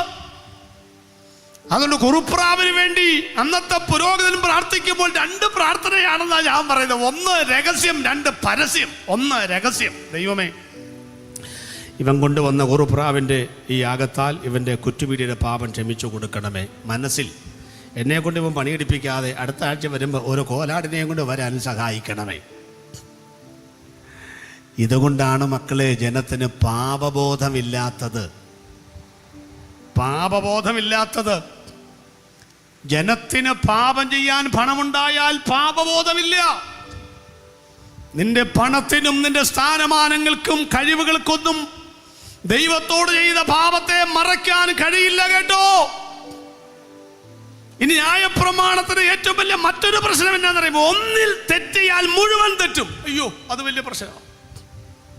പണ്ട് പാമ്പും കോണിയും കളിക്കുന്ന പോലെ, ഒരു കളം കൂടെ കഴിഞ്ഞാൽ ജയിക്കാം, പക്ഷെ അവിടെ ആ പാമ്പ് ഇരിക്കുന്നത്. പിന്നെ വിരിഞ്ഞാൽ താഴെ നിന്ന് തുടങ്ങാൻ. ഒന്നിൽ തോറ്റാൽ മൊത്തം തോറ്റു. എങ്ങനെ ജയിക്കാൻ പറ്റും? ഇനി എനിക്ക് നിങ്ങൾക്ക് മനസ്സിലാകുന്ന പോലെ, എൻ്റെ മുമ്പിലിരിക്കുന്ന പിള്ളേർക്ക് മനസ്സിലാകുന്ന പോലെ ഒരു ഉദാഹരണം പറയാം. എങ്ങനെ മസ്കറ്റിലേക്ക് പോവാം? ഞാനൊക്കെ മസ്കറ്റിലേക്ക് പോകും. മസ്കറ്റോ UAE ബഹ്റൈൻ എവിടെയെങ്കിലും ആട്ടെ, എന്നാ ബുദ്ധിമുട്ടാ? Passport, visa, Aadhaar, emigration clearance, എന്നാ ചാർജാ ഇല്ലേ? 8,000 രൂപ 40,000 രൂപയൊക്കെ മാറിയിരിക്കുക. എന്നാ ചാർജാ? ഒക്കെ പോട്ടെ, എമിഗ്രേഷൻ ക്ലിയറൻസ് തന്നെ എന്നാ ചോദ്യമാ. ഞാനൊക്കെ ഒരു രാജ്യത്ത് ചെന്നപ്പോൾ എന്നെ 3 സ്ഥലത്ത് പിടിച്ചിട്ടു. ഞാൻ എന്തിനാ ചെന്നെന്ന് ചോദിച്ചാൽ, അവൻ സൂചിയിടം പ്രസംഗിക്കുന്നത്. ഇവിടെ എന്നാ സൂചിയിടം പ്രസംഗിക്കാൻ? എന്നാ വിഷമ, അത് ഓർക്കുമ്പോൾ പോകാനും തോന്നാറില്ല. ഞാൻ എളുപ്പ വഴി പറയാം, ചിരിക്കും ചിന്തയ്ക്കും വകം നൽകും. അതുകൊണ്ടാ. ഈ പാടൊന്നുമില്ല മക്കളെ. നേരെ കൊല്ലത്തിന് വണ്ടി പിടി. അവിടെ ചെല്ലുമ്പം കടൽ കാണും, അപ്പുറത്താണ് ഈ പറഞ്ഞ സ്ഥലമൊക്കെ അല്ലേ? അങ്ങ് ചാടുക, നീന്തുക, നേരെ അപ്പുറം ചെല്ലാം. 2 കുസൃതി ചോദ്യങ്ങൾ ചോദിക്കാൻ പോവുകയാണ്. 1, നീന്തിയാൽ ചെല്ലുകയില്ലേ? ഉത്തരം, നീന്തിയാൽ ചെല്ലും. 2, അങ്ങനെ നീന്തി ആരെങ്കിലും മസ്കറ്റിൽ പോയിട്ടുണ്ടോ? ഇല്ല. ആരാണ്ടൊരാൾ പോയി നാളെ കേട്ടു, എനിക്കറിയത്തില്ല. അപ്പോൾ ഒന്നാമത്തെ ചോദ്യം, നീന്തിയാൽ ചെല്ലുകയില്ലേ? നീന്തിയാൽ ചെല്ലും. അങ്ങനെ ആരെങ്കിലും നീന്തി പോയിട്ടുണ്ടോ? ഇല്ല. അതാ ന്യായപ്രമാണം. ന്യായപ്രമാണം ആചരിച്ചാൽ സ്വർഗത്തിൽ ചെല്ലാമല്ലേ? ചെല്ലാം. അങ്ങനെ ആരെങ്കിലും ആചരിച്ച് ചെന്നിട്ടുണ്ടോ? ഇല്ല. അതുകൊണ്ടാണ് റോമാലേഖനത്തിലെ സുവർണവാക്യം, ന്യായപ്രമാണത്തിന് കഴിയാഞ്ഞതിനെ സാധിപ്പിക്കേണ്ടതിന് ആ പ്രമാണം കൊടുത്ത ദൈവം അതിനെ ഒന്ന് പരിഷ്കരിച്ചിട്ട് പറയുന്നു, കൃപയുടെ പ്രമാണം തന്റെ സ്വന്തം പുത്രനെ ലോകത്തിലേക്ക് അയച്ച് ഒരു കാലത്തും രക്ഷപ്പെടുവാൻ കഴിയാത്ത പ്രമാണത്തിൽ നിന്ന് അവനെ വിശ്വാസ രക്ഷ എന്ന പ്രമാണത്തിലൂടെയാണ് സ്വർഗത്തിലെത്തിച്ചത്. ഒന്ന് ക്ലിയർ ചെയ്തോട്ടെ. 10-ാം അധ്യായം 11-ാമത്തെ വാക്യത്തിലേക്ക് വരാം. എബ്രായ ലേഖനം 10-11-ാമത്തെ വാക്യത്തിലേക്ക് വരാം. ഏത് പുരോഹിതനും ദിവസേന ശുശ്രൂഷിച്ചും പാപങ്ങളെ പരിഹരിപ്പാൻ ഒരു നാളും കഴിയാത്ത അതേ യാഗങ്ങളെ കൂടെ കൂടെ കഴിച്ചും കൊണ്ട് നിൽക്കുന്നു. അവിടെ ശ്രദ്ധിച്ചോളണം. ഈസി ആയിട്ടല്ലേ പറഞ്ഞ് നിൽക്കുന്നു എന്ന് ഞാനതിനെ ഹൈലൈറ്റ് ചെയ്ത് പറയാൻ പോവാ. ശ്രദ്ധിച്ചോളൂ. ഏത് പുരോഹിതനും പാപങ്ങളെ പരിഹരിപ്പാൻ കഴിയാത്ത അതേ യാഗങ്ങളെ കൂടെ കൂടെ കഴിച്ചും കൊണ്ട് നിൽക്കുന്നു. അതൊരു പ്രത്യേകതയാണ്. എന്തുകൊണ്ടാണ് പുരോഹിതന്മാർ ആലയത്തിൽ നിൽക്കുന്നതെന്നറിയാമോ? ഒരാൾ പറഞ്ഞു, സമാഗമന കൂടാതെ ഇരിപ്പിടമില്ല, അതുകൊണ്ടാണ് നിൽക്കുന്നത്. രണ്ടാമത്തെ ചിന്ത പറയാം, ഈ നിൽക്കുന്ന ജനത്തിൻ്റെ പാപങ്ങൾ പരിഹരിക്കപ്പെട്ടിട്ടില്ല. പിന്നെ എങ്ങനെ ഒരു പുരോഹിതൻ ആലയത്തിൽ സമാധാനമായിട്ട് പോയി ഇരിക്കും? സത്യം. പക്ഷേ നമുക്കൊരു മഹാപുരോഹിതനുണ്ട്. ആ മഹാപുരോഹിതന്റെ പേരാണ് യേശു ക്രിസ്തു. ഇങ്ങനെയുള്ള മഹാപുരോഹിതനല്ലോ നമുക്ക് വേണ്ടിയത്. ബാക്കി അറിയാമല്ലോ. ആ മഹാപുരോഹിതൻ നിൽക്കുകയാണോ ഇരിക്കുകയാണോ എന്നറിയാൻ അടുത്ത വാക്യം വായിക്കുക. യേശുവോ പാപങ്ങൾക്ക് വേണ്ടി ഏകയാഗം കഴിച്ചിട്ട് എന്നേക്കും ദൈവത്തിന്റെ വലതുഭാഗത്ത് ഇരുന്നു കൊണ്ട് എന്നേക്കും ദൈവത്തിന്റെ വലതുഭാഗത്ത് ഇരുന്നു കൊണ്ട് ആ ഒരു ഉപദേശം, അതുകൊണ്ട് ഹൈലൈറ്റ് ചെയ്ത് പറയാം. വലതുഭാഗത്ത് ഇരുന്നു കൊണ്ട്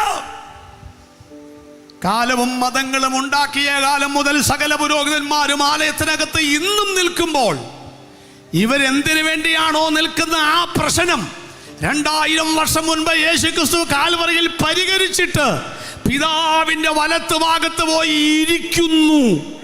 എന്നെ ശ്രദ്ധിക്കുന്ന ബഹുമാന്യ ശ്രോതാക്കളെ, ഇവിടെ നിൽക്കുന്ന ഈ ഏടാകൂടത്തിൽ നിന്ന്, മതത്തിന്റെ ആചാരത്തിൽ നിന്ന്, അനുഷ്ഠാനത്തിൽ നിന്ന്, യാതൊരു വിലയുമില്ലാത്ത കർമ്മത്തിൽ നിന്ന് നമ്മെ പിടിച്ചെടുത്ത സ്നേഹസ്വരൂപനായ ദൈവത്തിന്റെ രാജ്യത്തിൽ ഇരുത്തിയ ദൈവത്തെ കരമടിച്ചോ ഇന്ന് രാത്രിയിൽ ഒന്ന് സ്തുതിക്കാനും സ്തോത്രം ചെയ്യാനും കഴിയണം. എന്റെ യേശു പാപങ്ങൾക്ക് വേണ്ടി പരിഹാരം വരുത്തിയിരിക്കുന്നു. എന്നിട്ടോ ശത്രുക്കൾ തന്റെ പാദപീഠമാകുവോളം കാത്തിരിക്കുന്നു. അതുകൊണ്ട് ഏകയാകത്താൽ പിന്നെ വേണ്ട, മതി. അപ്പൊ യേശുക്രിസ്തുവിന്റെ ക്രൂശലയാകത്താൽ പാപങ്ങൾക്ക് എന്നേക്കുമായി പരിഹാരം വന്നിരിക്കുന്നു. സ്തോത്രം. അങ്ങനെയാണെങ്കിൽ ഞാൻ ഭാവി എന്ന് ഇനി പറയേണ്ട കാര്യമുണ്ടോ? പറയേണ്ട കാര്യമുണ്ട്. വിശ്വസിച്ചില്ലെങ്കിൽ പറയാം, വിശ്വസിക്കുന്നവർക്ക് പറയേണ്ട കാര്യമില്ല. വറചട്ടിയിൽ നിന്ന് വാരി കൊണ്ടുവന്ന പാവപ്പെട്ടവരുടെ അവകാശങ്ങൾ നിഷേധിച്ചവർക്കെതിരെ, അടിമക്കച്ചവടത്തിനെതിരെ വാളെടുത്ത മഹാനായ മനുഷ്യനാണല്ലോ വിൽബർ ഫോഴ്സ്.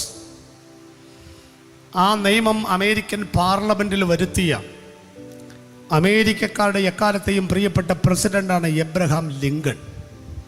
ഒരു സംഭവത്തിലേക്ക് വിരൽ ചൂണ്ടുന്നു.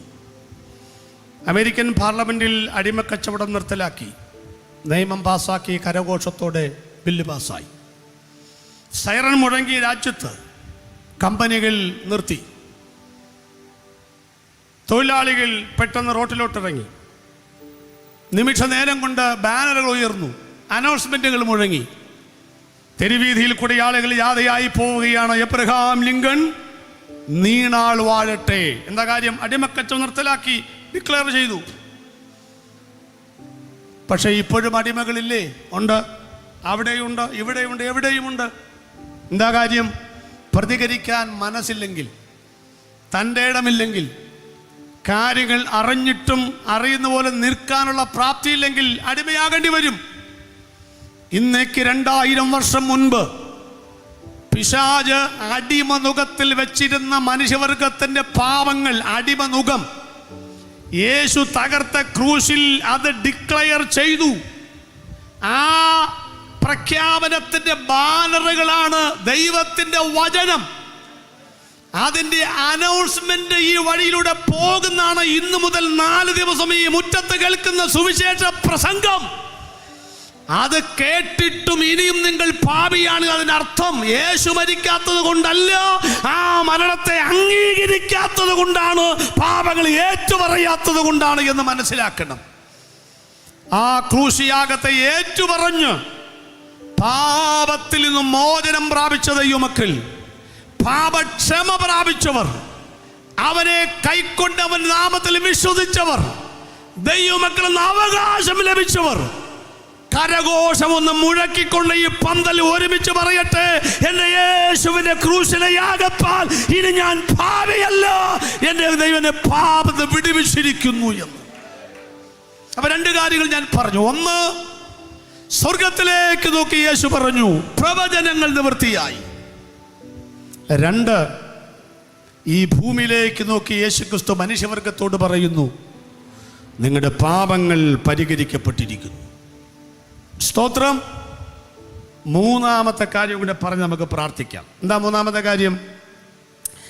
പിശാചിന്റെ തലയെ കർത്താവ് തകർത്തു കളഞ്ഞു. ഒരു സ്തോത്രമൊക്കെ ഞാൻ പ്രതീക്ഷിച്ചു.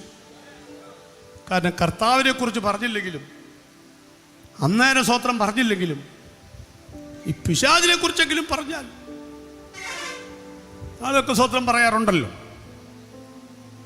എന്താ ഈ പിശാചിന്റെ തല തകർത്തെന്ന് പറഞ്ഞാൽ ഒരു ഉപദേശ വിഷയമാണ്, പറയാതിരിക്കാൻ ഒക്കുകയില്ല. ചില ആളുകൾ ധരിച്ചു വെച്ചിരിക്കുന്ന പിശാചിന് ഇപ്പം തലയില്ലെന്ന, അങ്ങനൊന്നും പഠിച്ചു വെച്ചേക്കരുത്. ചിലർ പിശാചിനെ പുറകെയാണ്. അവൻ്റെ പുറകെ നിങ്ങൾ നടക്കേണ്ട കാര്യം എന്താ? തോറ്റു തുന്നമ്പാടിയൻ്റെ പുറകെ നിങ്ങളതിന് നടക്കുന്നത്. നിങ്ങൾ ജയിച്ചവൻ്റെ പുറകെ നടക്കും. ചിലക്കാണെങ്കിൽ പിശാച് പിശാച് പിശാച് എപ്പോഴും. ഒരു സത്യം മനസ്സിലാക്കണം, നിങ്ങൾ എന്നാ ആട്ടിത്തുപ്പിയാലും ഈ പുള്ളി നാട് വിട്ടു പോകാൻ പോണില്ല. ഉണ്ടോ? ഒരെണ്ണം വിടാത്താണ്ടോ? നിങ്ങൾ തുപ്പിയാൽ പിശാച് പോകുന്ന ആരാ നിങ്ങൾ പറഞ്ഞേ? ഏത് പുസ്തകമാണ് പറഞ്ഞേ? ഞാനൊരു അറിഞ്ഞു നോക്കട്ടെ, ഇത്രയും കൊല്ലമായിട്ട് മൊത്തം തുപ്പിയ തുപ്പലം എത്ര? 4.25 കിലോ. ഈ പുള്ളി പോയിട്ടുണ്ടോ? അടൂരിന്ന് പോയിട്ടുണ്ടോ? പറ, അടൂരിന്ന് പിശാച് പോയിട്ടുണ്ടോ? ഇല്ല. തുപ്പലല്ലോ കുറവുണ്ടോ? ഇല്ല. എന്നാ പോകാത്ത? അവൻ പോയാൽ പിന്നെ നമ്മളുണ്ടോ? നമുക്ക് വല്ല പണിയുണ്ടോ അവിടെ? പുള്ളി ഉണ്ടെങ്കിലല്ലേ നമുക്കൊരു ഇതുള്ളൂ. ശക്തമായ ഒരു പ്രതിപക്ഷമില്ലാതെ ഭരണപക്ഷം ഉണ്ടാവുമോ? നമ്മളിങ്ങനെ കാറുമ്പോഴേക്കും തുപ്പുമ്പോഴേക്കും ഇവൻ പോകുന്ന ആരാ പറഞ്ഞേ? പിശാച് ഇവിടുന്ന് പോകുന്ന എപ്പോഴാണെന്നറിയാമോ? യേശുക്രിസ്തു ഈ ഭൂമിയിലേക്കൊരു വരവ് വരും. തൻ്റെ സഭയെ ചേർത്തതിന് ശേഷം 1000 വർഷം ഭരിക്കാൻ വരും. ആ ഭരണം ആരംഭിക്കുന്നതിന് മുൻപ് ഇവനെ പിടിച്ചു കെട്ടി ഇട്ട് പൂട്ടും. യേശുവിന് മാത്രമേ അവനെ പിടിച്ചു കെട്ടി ഈ ഭൂമിയിൽ നിന്നും പൂട്ടാനുള്ള അധികാരമുള്ളെന്ന്. അപ്പൊ അതുവരെ ആ പുള്ളി ഇവിടെ കാണുമെന്ന്. നമ്മൾ ആര് തുപ്പിയാലും ഇവിടെ കാണുമെന്ന്. സ്വത്രം. അപ്പൊ നിങ്ങൾ എന്ത് ചെയ്യും? അപ്പോ പുള്ളി ഇവിടുന്ന് പോകത്തില്ല മക്കള്, ഇവിടുന്ന് പോകത്തില്ല. അതൊക്കെ ചുമ്മാ പറയുന്ന പോകുന്നൊക്കെ. എത്ര നാളായി കൊണ്ടു നടക്കുന്നു? ഒന്നാമത് ആദ്യം മനസ്സിലാക്കുക, ഈ ഭൂമി ആരുടെയെന്നല്ല അറിയാമോ? ആരുടെയാ? ആർക്കറിയാം? വല്ല പാട്ടൊക്കെ പാടും. ഇവിടെ ഞാൻ വെറുമൊരു പരദേശി പോൽ, ഇവിടത്തെ പാർപ്പിടമോ വഴിയമ്പലം, ഇവിടെ എനിക്കാരും തുണയില്ലെങ്കിലും തുണയാകും യേശുവോടു ചേർന്നാൽ മതി എനിക്കെൻ്റെ. എന്നെ മനോഹരമായ പാട്ട്. അപ്പൊ ഇവിടെ നമ്മൾ ആരാണ്? പരദേശികളാ. അപ്പൊ നമ്മുടെ നാട് ഇവിടെയാണോ? മിണ്ടുന്നില്ല. അല്ലെന്നേ. അപ്പൊ ഇത് ആരെയാന്നോലും മനസ്സിലായോ? സകല ലോകവും ദുഷ്ടന്റെ അധീനത്തിൽ കിടക്കുന്നു. ഞാൻ പറഞ്ഞവന്റെ അർത്ഥം, ഈ നാട്ടിൽ നിന്ന് അവനെ ഓടിക്കാനൊന്നും പറ്റത്തില്ല, നിങ്ങൾ ആര് ശ്രമിച്ചാലും. അതുകൊണ്ട് പേടിക്കൊന്നും വേണ്ട.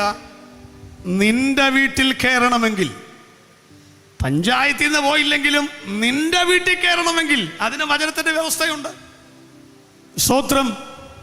നാട് മുഴുവൻ ചുറ്റി സഞ്ചരിച്ച് വന്നവരുടെ ദൈവം ചോദിച്ചു, ഈ യോബിന്റെ മേൽ തട്ടി വെച്ചുവോ? അതെങ്ങനെ വെക്കാൻ പറ്റും? നീ വേലി കെട്ടി വെക്കല്ലേ?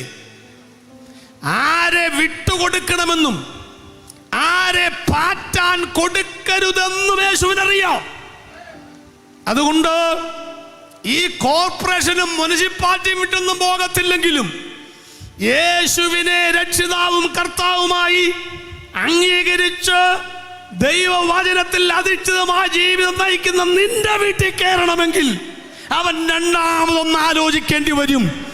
അത് വിശ്വസിക്കുന്നവരാ കരമൊന്ന് ഉയർത്തി ദൈവത്തിന് സ്തോത്രം ചെയ്യണമെന്ന് രാത്രി.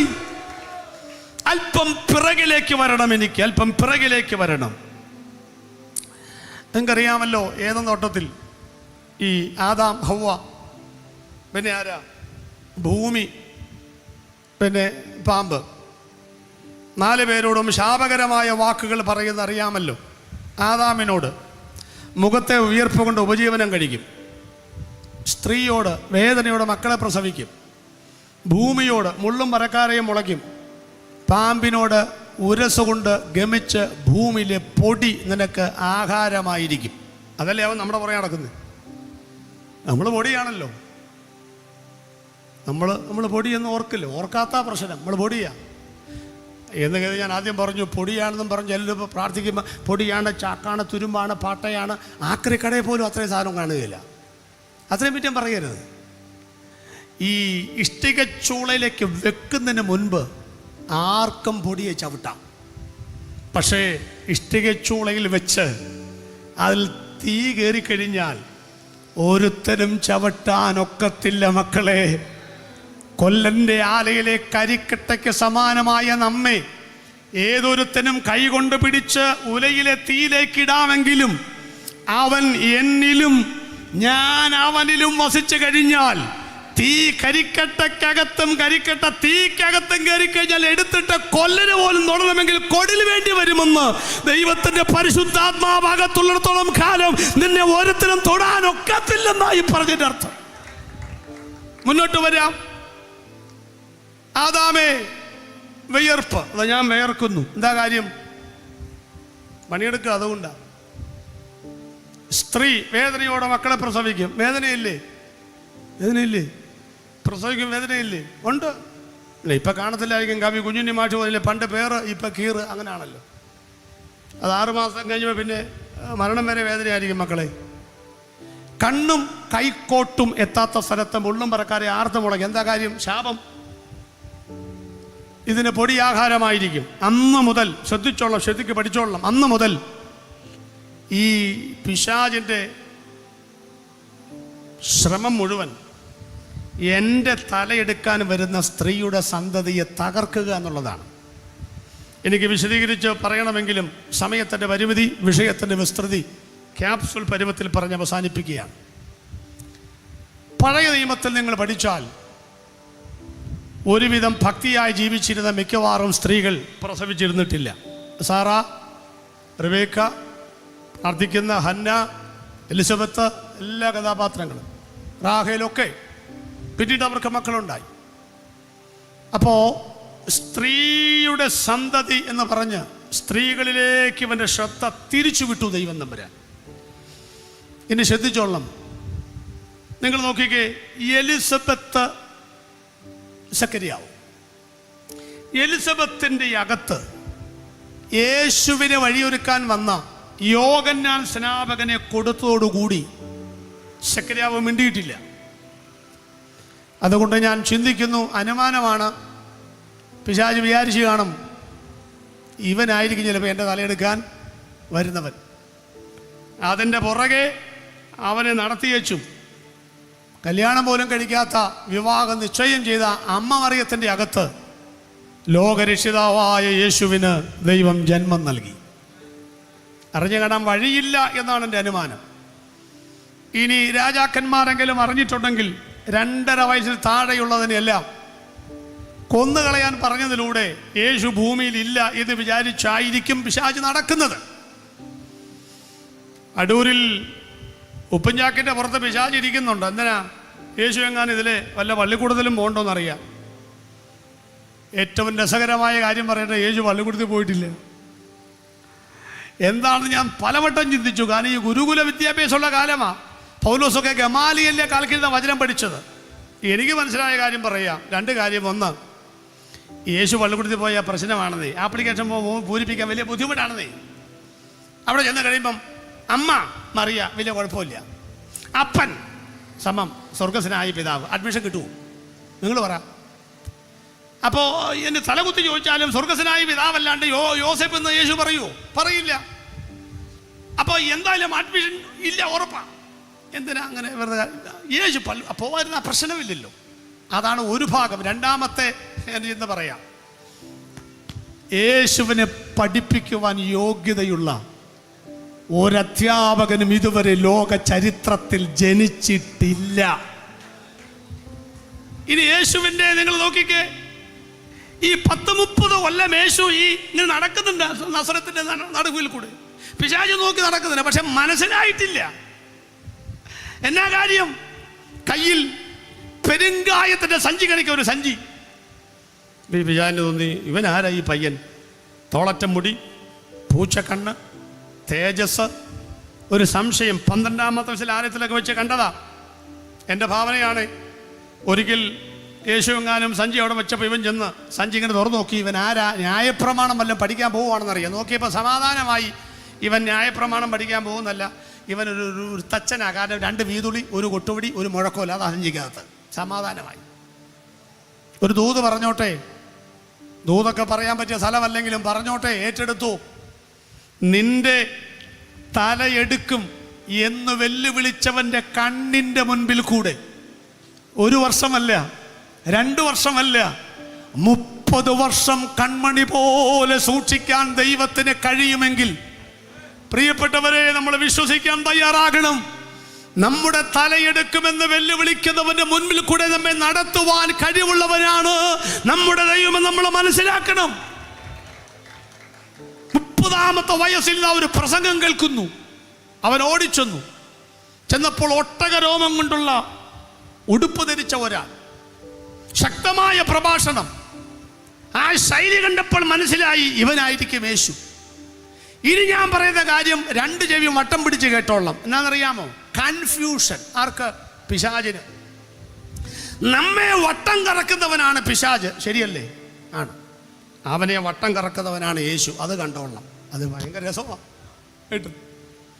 ഈ യോഹന്നാന്റെ പ്രസംഗം കേൾക്കാൻ വേണ്ടി പിശാചിന് ചെന്ന് നിൽക്കുമ്പോൾ യോഹന്നാൻ പറയാം, എന്റെ പിന്നാലെ ഒരുവൻ വരുന്നു, അവന്റെ ചെരുപ്പിന്റെ വാറഴിപ്പാൻ ഞാൻ യോഗ്യനല്ല, അവൻ എന്നേക്കാൾ വലിയവൻ, അവന്റെ കയ്യിൽ വീശുമുറമുണ്ട്, അവൻ കളത്തെ മുറ്റം വെടിപ്പാക്കും, പതിർക്കെടാത്ത തീയിലിട്ട് ചുട്ടുകളയും. ഇതൊക്കെ പറഞ്ഞപ്പം പിശാചിന് മനസ്സിലായി ഇവനല്ല വലിയവൻ, ഇവനേക്കാൾ വലിയവൻ ആരോ ഒരാളുണ്ട്. അങ്ങനെ നോക്കി നിൽക്കുമ്പോൾ യോഹന്നാൻ 1:29 പിറ്റന്നാൾ യേശു തൻ്റെ അടുക്കൽ വരുന്ന കണ്ടിട്ട് യോഹന്നാൻ പറഞ്ഞു, ഇതാ ലോകത്തിൻ്റെ പാപം ചുമക്കുന്ന ദൈവത്തിൻ്റെ കുഞ്ഞാട്. അപ്പൊ പിശാചിന് മനസ്സിലായി ഈ വരുന്നവനാണ് വലിയവൻ എന്ന് മനസ്സിലായി. അത് ശരി, പെരുങ്കായത്തിൻ്റെ സഞ്ചിയും കൊണ്ട് നടന്ന് എന്നെ പറ്റിക്കായിരുന്നു അല്ലേ എന്ന് ചിന്തിച്ച് നിൽക്കുമ്പോൾ യേശുവിൻ്റെ വാക്ക് കേട്ടോളണം. കേട്ടോ, സ്ത്രീകളിൽ നിന്ന് ജനിച്ചവരിൽ ഈ നിൽക്കുന്ന യോഹന്നാനേക്കാൾ വലിയവൻ ആരുമില്ല. അപ്പൊ പിശാച് കൺഫ്യൂഷനിലായി. ഇവൻ പറയുന്നു ഇവനാ വലിയവൻ, ഇവൻ പറയുന്നു ഇവനാ വലിയവൻ. ആരാണ് വലിയവൻ എന്നറിഞ്ഞിട്ട് വേണമല്ലോ എൻ്റെ തലയെടുക്കുന്നവൻ ആരാണെന്നറിയാൻ. അപ്പൊ യേശുവിനെ വിട്ടേച്ച് യോഹന്നാനെ നോക്കിയപ്പോൾ യോഹന്നാൻ പറയുക, ഞാനങ്ങനെ അനേകർ സ്നാനപ്പെടുത്തിയെങ്കിലും ഈ സ്നാനം നിന്റെ കൈ കൊണ്ടായിക്കോട്ടെ. അപ്പൊ ആരാ വലിയവൻ? യേശു. അപ്പൊ യേശു പറയാ, ഇപ്പോൾ സമ്മതിക്കുക, ഇങ്ങനെ സകല രീതി നമുക്ക് ഉചിതം. അപ്പൊ ആരാ വലിയവൻ? യോഹന്നാൻ. എന്റെ പൊന്നോ, തലവേദന എടുത്തിട്ട് പാടില്ല. ആർക്ക്? പിശാചിന്, കുട്ടി പിശാചിന്. രണ്ടും കൂടെ വെള്ളത്തിലോട്ടിറങ്ങി. കേട്ടോ, ഈ വെള്ളത്തിൽ ഇറങ്ങുന്നവരെ ആരോടും പറയാതിരിക്കാൻ നല്ലത്. പറഞ്ഞാൽ പിന്നെ ഇറക്കം നടക്കുകയില്ലെന്ന്.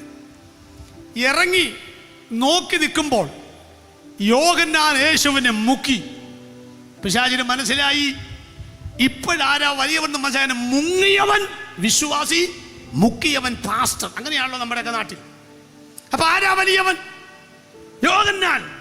നീ ഇങ്ങോട്ട് കയറി വാ, ശരിയാക്കുന്നുണ്ട്. ആത്മകഥങ്ങളുടെയൊക്കെ അകത്ത് മന്ത്രിച്ചുകൊണ്ടിരുന്നപ്പോൾ യേശു പൊങ്ങി. ബാക്കി കണ്ടോളണം നിങ്ങൾ. ഇത്രയും നേരം പിടിച്ചു നിന്ന സ്വർഗം മലവെള്ളപ്പാച്ചിലടക്കെ ഡിക്ലറേഷൻ നടത്താൻ പോവുകയാണ്. എലിഹൂദ എലയാസർ ജനിപ്പിച്ചു, എലയാസർ മത്താനെ ജനിപ്പിച്ചു, മത്താൻ യാക്കോബ് ജനിപ്പിച്ചു, യാക്കോബ് മറിയയുടെ ഭർത്താവായ യോസേപ്പിനെ ജനിപ്പിച്ചു. അടുത്തത് അവളിൽ നിന്ന്, അവനിൽ നിന്നല്ല, അവരിൽ നിന്നല്ല, അവളിൽ, സ്ത്രീയുടെ സന്തതി ഇവിടെ ജനിച്ചു വീഴുകയാണ്. ഇതാര് പറയും? ആര് പറയും? ഡിക്ലറേഷൻ ചെയ്തോ, ഇവൻ എന്റെ പ്രിയപുത്രൻ, ഇവന് ചെവി കൊടുപ്പി. ശ്രദ്ധിച്ചോ? ഈ തൃത്വം കൂടെ പറഞ്ഞെനിക്ക് ആ ഭാഗം വിടണം. ഈ യോഹന്നാൻ സ്നാപകന് തൃത്വം ഒന്നും അറിയത്തില്ല. പക്ഷെ പിശാചിനറിയാം കേട്ടോ. കാരണം അവൻ പണ്ട് അവിടെ ജോലി ഉണ്ടായിരുന്നവനാ. പിതാവിനെയും കണ്ടിട്ടുണ്ട്, പുത്രനെയും കണ്ട്, പരിശുദ്ധാത്മാവിനെയും കണ്ടിട്ടുണ്ട്. അപ്പം അവനിങ്ങനെ നോക്കിയപ്പം മുകളിൽ പിതാവിൻ്റെ ശബ്ദം, താഴെ പുത്രൻ തമ്പുരാൻ. ഇത് തന്നെയാണ് സ്ത്രീയുടെ സന്തതി അറിയാൻ ഒരു എവിഡൻസും കൂടെ വേണം. ആര് വരണം ഇനി? പരിശുദ്ധാത്മാവും കൂടെ വന്നാൽ അവൻ ഉറപ്പിക്കാം. നോക്കി നിൽക്കുമ്പോൾ മേഘവാളികളെ പിളർത്തിക്കൊണ്ട് പ്രാവെന്ന രൂപത്തിൽ പരിശുദ്ധാത്മാവ് ഒന്ന് യേശുവിന് മേൽ വന്ന് ആവസിച്ചിട്ടാണ് പറയുന്നത്, ഇവൻ എന്റെ പ്രിയപുത്രൻ. യേശു സ്നാനം കഴിഞ്ഞ് പുറത്തോട്ടിറങ്ങി. യോഹന്നാനെ പറഞ്ഞു വിട്ടു, ജനത്തെ പറഞ്ഞു വിട്ടു. പിശാചിനെ മാത്രം പറഞ്ഞു വിട്ടില്ല, വരാൻ പറഞ്ഞു. ആർഗ്യുമെന്റ് നടത്തി. 40 ദിവസം, 3.5 വർഷവും കൂടെ ഞാനിവിടെ ഉണ്ട്. എൻ്റെ മാർഗം തടയാൻ വന്നാൽ സമയത്തിന് മുൻപേ നിന്നെ ഞാൻ ദണ്ഡിപ്പിക്കുമെന്ന് പറഞ്ഞു. ആ വാചകമായിരിക്കണം ഗദരദേശത്തെ യേശു കാലുകുത്തിയപ്പം 6000 ഭൂതം വന്ന് മുട്ടുകുത്തിച്ച് പറഞ്ഞു, സമയത്തിന് മുൻപേ ഞങ്ങളെ പറഞ്ഞ് അയക്കരുതേ എന്ന്. ക്രൂശിലേക്ക് വന്ന് ഈ പ്രഭാഷണം അവസാനിപ്പിക്കുവാൻ ഞാൻ ആഗ്രഹിക്കുന്നു. യേശു കുരിശിൽ മരിക്കുമ്പോൾ പിശാച് ശ്രദ്ധിച്ച ഒരു കാര്യം എന്നാണെന്നറിയാമോ? ഇങ്ങനെയൊക്കെ പറഞ്ഞെങ്കിലും, ഇവൻ എൻ്റെ പ്രിയപുത്രനാണെന്നൊക്കെ പറഞ്ഞെങ്കിലും അതൊരു ആത്മീക ജനനം മാത്രമാണെന്നാണ് പിശാച് വിചാരിച്ചിരുന്നത്. അവിടെയാണ് ബൈബിളിൻ്റെ മർമ്മം. അവൻ്റെ തലയെ ദൈവം തകർക്കുന്ന രംഗം. മറിയ ആദ്യജാതനെ പ്രസവിക്കും വരെ അവൻ അവളെ പരിഗ്രഹിച്ചില്ല എന്ന് വചനം വളരെ വ്യക്തമായി രേഖപ്പെടുത്തിയിട്ടുണ്ട്. അതുകൊണ്ട് പുരുഷന്റെ ബീജത്താൽ ജനിച്ചവനല്ല യേശു എന്നുള്ള മർമ്മം പിടികിട്ടാതിരിക്കുമ്പോൾ പാപത്തിന്റെ ശമ്പളം മരണം എന്ന് സകല മാനവാചാര നെറ്റിയിൽ സ്റ്റിക്കർ ഒട്ടിച്ച് പല്ലിളിച്ച് ചിരിച്ച് കുടുംബത്തെ മരണത്തിന് അധീനമാക്കിയിരുന്ന പിശാചിനെ യേശു ക്രൂശിൽ തകർക്കുന്ന രംഗം നിങ്ങൾ കണ്ടുകൊള്ളണം. യേശു കുരിശിൽ മരിക്കുമ്പോൾ സംഭവിച്ചത് പാപത്തിന്റെ ശമ്പളമല്ല മരണം. പാപത്തിന്റെ ശമ്പളമാണ് മരണമെങ്കിൽ അതെ, അത് പാപത്തിന്റെ ശമ്പളമാണ് മരണം. പക്ഷേ യേശുവിൻ്റെ മരണം പാപികൾക്ക് വേണ്ടിയാണ് യേശു മരിച്ചത് എന്ന് പറഞ്ഞാൽ യേശു പാപത്തിൽ ജനിച്ചിട്ടില്ല, യേശു പാപം ചെയ്തിട്ടില്ല, യേശു പാപം അറിഞ്ഞിട്ടില്ല. അങ്ങനെയാണെങ്കിൽ പിന്നെ എങ്ങനെ യേശു മരിക്കും? പാപമില്ലാത്ത യേശു പാപികൾക്ക് വേണ്ടി മരിച്ചതുകൊണ്ട് ദൈവത്തിൻ്റെ ഡിക്ലറേഷൻ വരുന്നു, മക്കൾ ജഡരക്തങ്ങളോട് കൂടിയവരാകൊണ്ട് അവനും അവരെ പോലെ ജഡരക്തങ്ങളോട് കൂടിയവനായി മരണത്തിൻ്റെ അധികാരിയായ പിശാചിനെ തൻ്റെ മരണത്താൽ നീക്കി ജീവപര്യന്തം അടിമകളായിരുന്നവരൊക്കെയും യേശു വിടുവിച്ചു. അതിക്രമങ്ങളൊക്കെയും നമ്മോട് ക്ഷമിച്ച ചട്ടങ്ങളാൽ നമുക്ക് വിരോധവും പ്രതികൂലമെന്ന കൈയെഴുത്തും മായിച്ച് ക്രൂശിൽ തറച്ച് നടുവിൽ നീക്കിക്കളഞ്ഞ് വാഴ്ചകളെയും അധികാരങ്ങളെയും ആയുധവർഗം വയ്പ്പിച്ച് ക്രൂശിൽ ജയോത്സവം കൊണ്ടാടിയ യേശുവിൻ്റെ പ്രഖ്യാപനമാണ് നിവൃത്തിയായി എന്നുള്ളത്. എന്നെ ശ്രദ്ധിക്കുന്ന ബഹുമാന്യ ശ്രോതാക്കളെ, രക്ഷിക്കപ്പെടാത്ത എല്ലാ ആളുകളുടെയും നെറ്റിയിൽ ഒരു സ്റ്റിക്കറുണ്ട്. ആ സ്റ്റിക്കറാണ് പാപത്തിൻ്റെ ശമ്പളം മരണമത്രേ. അവിടം കൊണ്ട് ബൈബിൾ അവസാനിച്ചിരുന്നെങ്കിൽ ഈ സുവിശേഷ പ്രസംഗം ഞങ്ങൾ നടത്തുകയില്ലായിരുന്നു. പാപത്തിൻ്റെ ശമ്പളം മരണമത്രേ. ഒരു കുത്ത് താഴെ ഒരു കോമയിട്ടിട്ട് യേശു പറഞ്ഞു, ദൈവത്തിൻ്റെ കൃപാവരമോ നമ്മുടെ കർത്താവായ യേശു ക്രിസ്തുവിൽ നിത്യജീവൻ തന്നെ.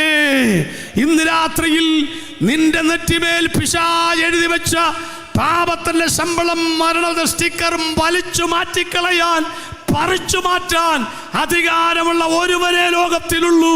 പാപമില്ലാതെ പാപികൾക്ക് വേണ്ടി ക്രൂശിൽ മരിച്ച യേശുവിന്റെ രക്തത്തിനല്ലാതെ നിന്റെ സ്റ്റിക്കർ പറിച്ചു കളയാൻ ലോകത്തിൽ വേറെ ആർക്കും അവകാശമില്ല.